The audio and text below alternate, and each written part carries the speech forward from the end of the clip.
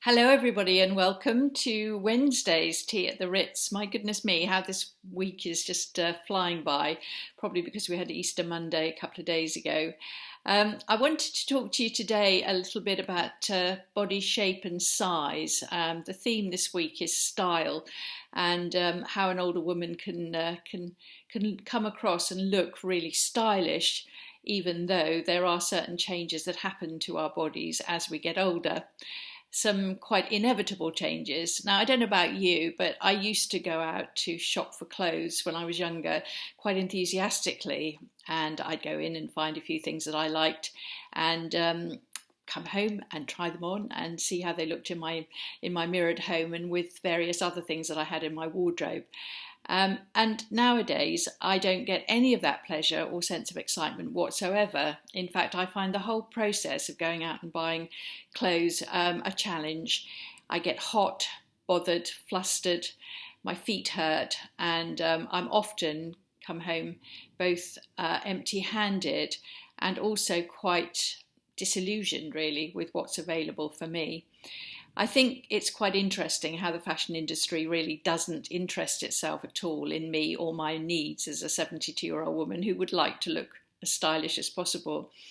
And I suppose it's difficult when you've got a mass market that you're catering to, and most of the focus of your life is on youth and youthful bodies. So what does happen to our bodies as we move postmenopausally on into older age? Well, these have all happened to me, very definitely. My waist has got thicker, my tummy's more rounded, my breasts, my bosoms are lower slung than they used to be, which means that things like darts are in the wrong place. My arms are possibly a bit bigger and more rounded, and for a time anyway I had that sort of rounded shoulders here. I've worked really hard with exercise to get rid of my incipient dowager's hump, but there are all of these significant changes, and obviously if you're putting on clothes that were cut for a very much younger body, they sometimes or often they don't fit particularly well, or nor are they particularly flattering. However, there are ways to compensate for different body sizes and shapes, and I think that knowing how to draw attention to the best bits and away from the worst bits is quite an important trick to be able to pull off. Now, I suspect that for a lot of you, I'm teaching my grandmother how to suck eggs, so I apologise for that. But some of you might find some of these hints and tips that I want to give you helpful. At least I really hope so. So what are the different, there's sort of 5 or 6 main body shapes that women tend to have. Let's start with the first one, which is the androgynous body shape. This is straight up and down, not much of a waist, can be quite tall and willowy, very much my daughter's shape. And I've got a very good friend who's the same age as me, and she is very, very much this shape. She's enviably slim, but she also doesn't have very much shape in her body. So what can you do to make somebody like that look more elegant with clothes? Well, one of the things that you can do is to create stop points for the eyes. So you can do that at the neck, at the waist, perhaps at the hemline, and also at the ankles. And what you're doing basically is you're creating for the eye points where the eye stops, and it's almost like you're cutting the body into four bits, so that it doesn't look like one long streak, and you know, as I say, you create the illusion that the body is both more shapely and perhaps slightly less tall. So big necklace, maybe a change of colour at the waist. Possibly at the hemline, you know, you wouldn't wear the same colour matching tights as you've got the skirt that you're wearing or the dress. And also ankle boots are quite good as opposed to high boots. So they are all the things that you can do, and the illusions that you can create. If you've got not much in the way of a waist, you can create the illusion of a waist with a belt, and actually a wide belt is quite good worn on somebody who's androgynous in shape. Petite and slim, I'm obviously very envious of sort of very small, neat women who I've got a friend who's terrific style. She's actually a style consultant, and I often look at what she's wearing and think, oh, that looks lovely. I wonder if I could get away with it, but I pretty much know that I couldn't, because I'm very much well, I'm taller than she is for a start, and my body isn't so neat in any way, shape, or form. So how do you dress a petite body? The important thing is to look as sophisticated as you can, and so wear sophisticated colours, makeup, hair, jewellery, because there's a danger that you look a bit like a child. So wearing anything that's too fluffy or sort of young looking doesn't work. So single colours, top to toe, no stop points, the opposite of the androgynous. And if you happen to be petite but not quite so slim, similar kind of ideas, interesting jewellery, great hair, makeup, all of that kind of thing, and a single colour top to toe if you can, just again to create the illusion that you're taller than you actually are. What about hourglass, curvy shapes? These are people that are women that have a good bust, but also have quite curvy hips as well, and then they go in at the middle. Well, obviously, if you've got a waist, show it off, cinch it in with a belt. Don't wear loose, baggy clothes, because if you do, then you're just going to look much bigger than you are. Really good idea if you've got great legs, to draw attention to your legs, and often people who are curvy do have beautifully shaped legs, so draw attention to there with nice shoes, interesting tights maybe, all of that kind of thing. If you're wearing a trouser suit, which is quite a masculine shape, but you're curvy, then wear a feminine blouse and a belt. Even under a jacket, if you wear a belt, then it implies that you've got a great waist under there. Pear shaped. This is, of course, me. This is my body shape, and has been all my life. And although my body is now softer and more rounded, especially at the waist and stomach, I'm still very much bigger on the lower half than I am on the top half. So I draw attention all above the waist, with colour, with jewellery, with makeup, with my hair. And below the waist I wear always dark single colours. I do quite like tall boots tucked into with sort of slim fitting trousers tucked into them. That works for me.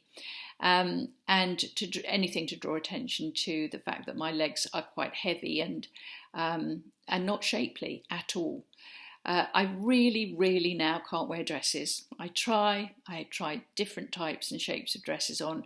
They just don't work. I need a heel. I often have to wear flat shoes. So I steer away from dresses, and I've got lots and lots and lots of tops in my wardrobe, and that works for me. Draw all the attention to the top half of my body. If you're apple shaped, not a bad idea to wear a little bit of padding at the shoulders. This top that I've got on has got slightly padded shoulders, which is good because this balances out my hips. But if you're rounded, it can be quite helpful. We're not talking about massive 80s shoulder pads or anything like that. We're talking about very subtle bits of padding in your jackets, or blouses even, which can just help to add a bit of squareness to a round body.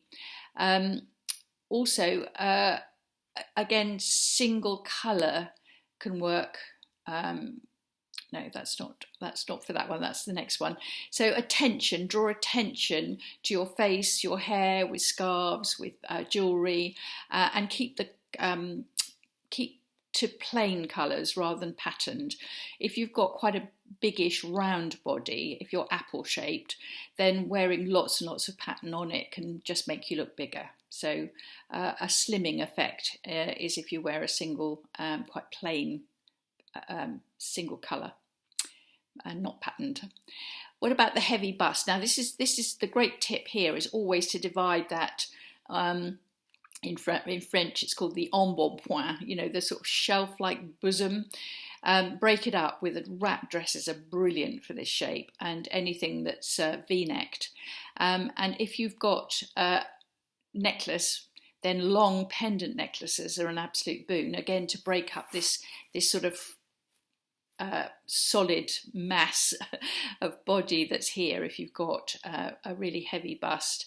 Again, if you've got great legs, draw attention to them. Single colours, neck to hem, actually works very well on this, especially if you've got this V shape up here. So all the attention comes up here. You've got good makeup on, you've got great hair, and you've possibly got this this pendant, which is helping to elongate you. If you're wearing sleeves, make sure that they're narrow and fitted. Don't wear wide sleeves, because again, that increases this whole area here, makes it look wider.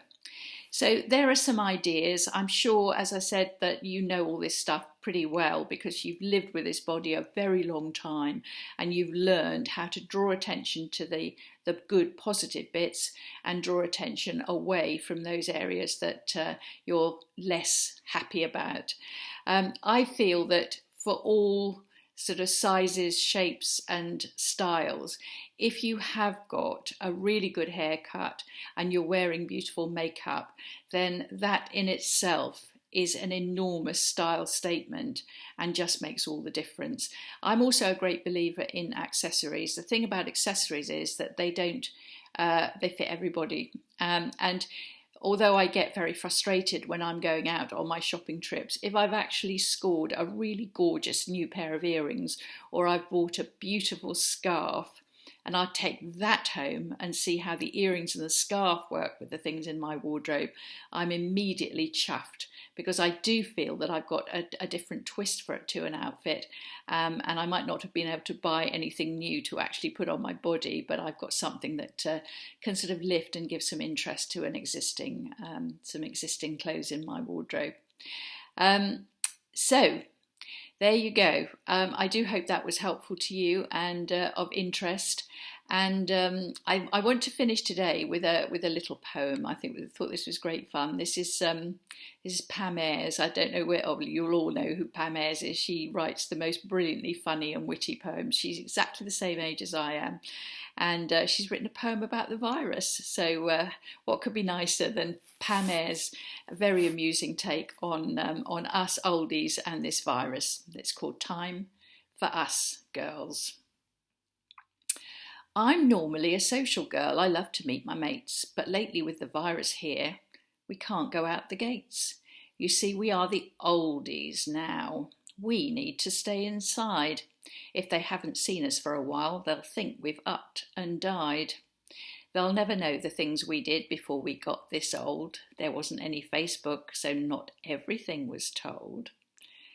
We may seem sweet old ladies who would never be uncouth, but we grew up in the 60s. If only you knew the truth. There was sex and drugs and rock and roll, the pill and miniskirts. We smoked, we drank, we partied, and were quite outrageous flirts. Then we settled down, got married, and turned into someone's mum. Somebody's wife, then Nana. Who on earth did we become? We didn't mind the change of pace because our lives were full. But to bury us before we're dead, that's like a red rag to a bull. So here you find me stuck inside for 4 weeks, maybe more. I finally found myself again, then I had to close the door. It didn't really bother me. I'd while away the hour. I'd bake for all the family, but I've got no flamin' flour. Now Netflix is just wonderful. I like a gutsy thriller. I'm swooning over Idris or some random sexy killer. At least I've got a stash of booze for when I'm being idle. There's wine and whiskey, even gin, if I'm feeling suicidal. So let's all drink to lockdown, to recovery and health, and hope this awful virus doesn't decimate our wealth.